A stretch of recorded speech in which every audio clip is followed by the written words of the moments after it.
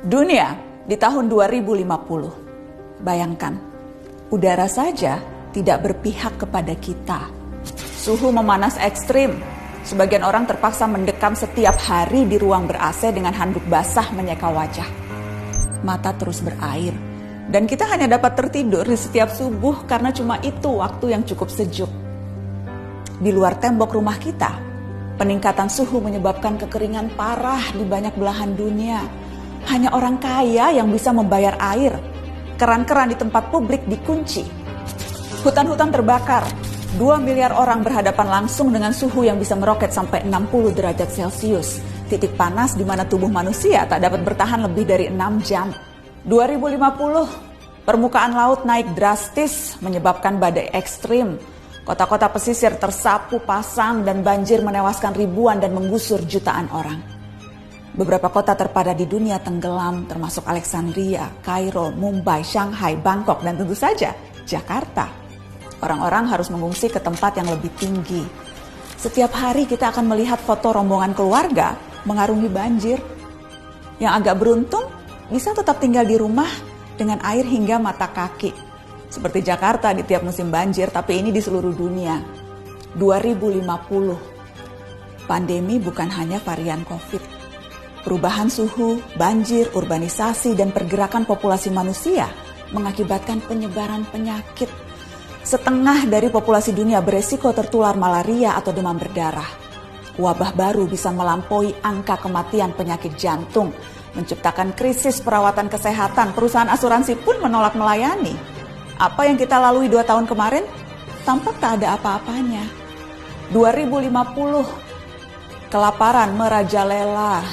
Populasi dunia meningkat sampai 9 miliar jiwa, walau tingkat kesuburan manusia menurun.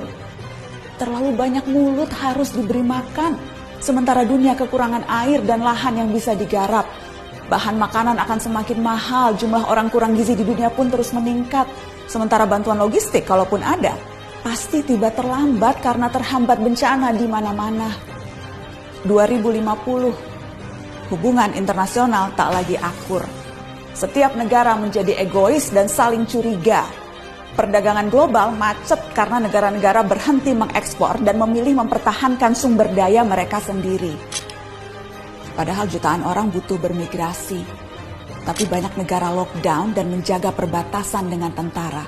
Sedikit kesalahpahaman akan menciptakan perang.